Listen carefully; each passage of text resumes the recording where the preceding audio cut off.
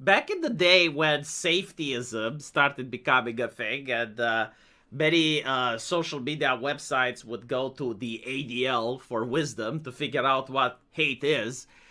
And the ADL would include the Pepe the Frog, the OK sign, and milk as hate symbols. I made a joke and I said the American flag is going to become a hate symbol soon. Now, I guess Keir Starmer may actually be subscribed to this channel, and he didn't take it as a joke. Like, he genuinely liked the idea and said, you know what? I'm going to apply it to my country. I'm going to apply it to the Union Jack, and I'm going to apply it to the English flag as well. Oh my god.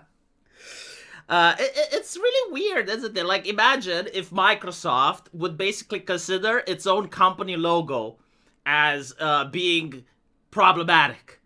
It's like, no, here at Microsoft, we do not use that logo anymore. It's like, but it's your logo. It's also interesting because, like, he's not talking about changing the flag. Now, look, I understand why they're doing it. Like, this whole nonsense with the speech of hate, it's really to crack down on political opposition, right? Like, it's not to protect Muslims. It's not to protect minorities. It's not like the government believes they can govern over a human emotion. You know, like, they're not going to legislate against pride or greed or lust, right? It's nonsense. Like, all of this is literally an authoritarian government deciding to crack down on political opposition. They crack down on average citizens in order to get everyone else in line and scare them. And they also crack down on, well, people that are politicians, ideologues, activists, in order to make sure that despite the fact it's a quote-unquote a democracy, the official party has the largest megaphone, right? It's costly to oppose them. That's what they're trying to do.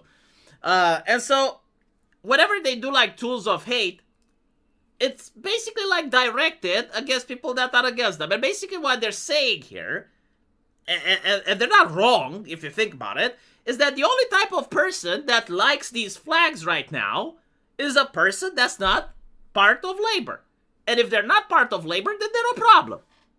But this is pretty much what they're saying, right? Like, if you try to understand it logically, it makes no sense. But if you look at it from a cynical point of view, from what they're actually trying to state, is that yes, like, if a person is online and they're actively using British flag emojis, or they have pictures of themselves at the English flag, well, it means they're not a labor person. No labor, like, no respecting labor would have this flag. Like, they would have the Palestinian flag, they would have the LGBT flag, they would have literally any other flag besides these two.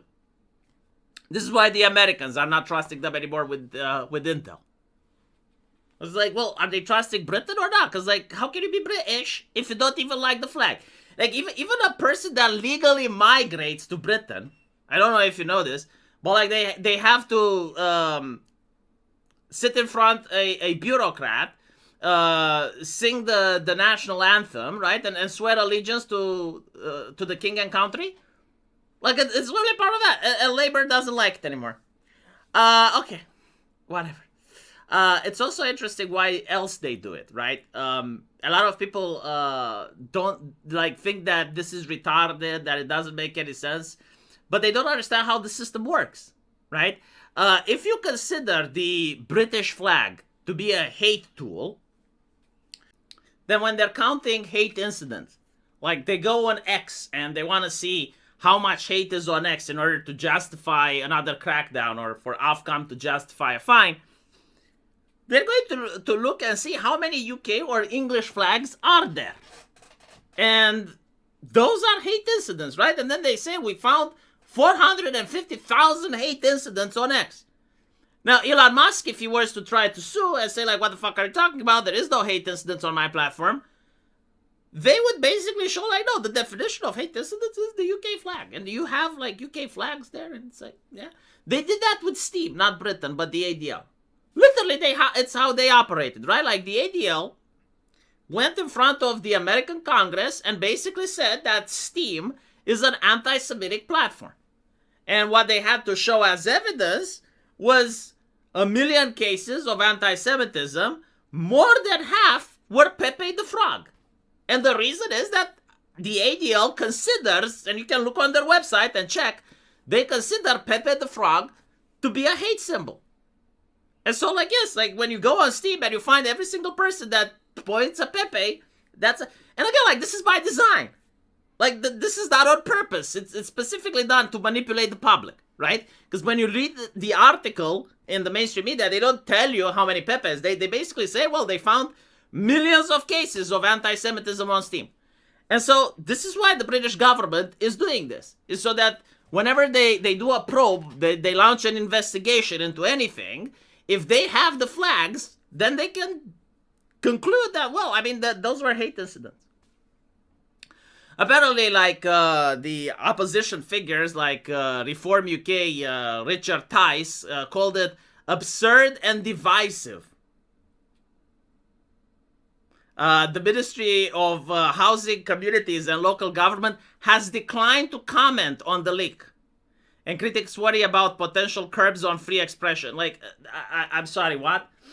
Like, what curbs on free expression? You're in the UK. There is no free expression. You can't curb it. Like, there are statistics showing that in recent years, Keir Starmer has arrested more people for hate speech than the Soviet Union did, right? The Soviet Union, back in the day, they had censorship and they would arrest people for misinformation or disinformation, right? Like, literally, the law was called the law against disinformation. And that was like the Soviet Union crackdown on free speech, right? Because they were a dictatorship. They would censor people. But they were censoring less than the United Kingdom with their new powers and the Online Communication Decency Act. And this is the country that also wants people's ID before they log on social media.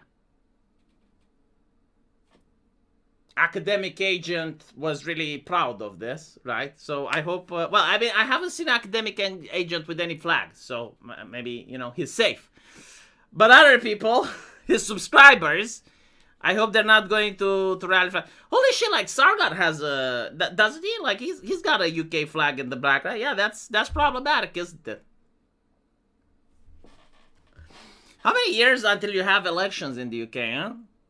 Like, I'm generally curious if it's a phase or if this is how things are going to be from now on.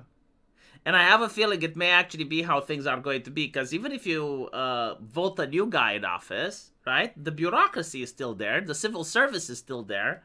It takes a while to change all the police officers and shit, which are extremely radicalized and indoctrinated. Like, Sargon was laughing about the rainbow police and shit. Yeah, that was the radicalization process. Now it's complete.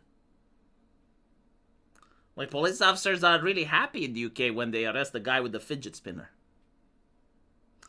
Let me know what you guys think, though, especially if you're from the UK. And I'll see you in the comment section. Take care.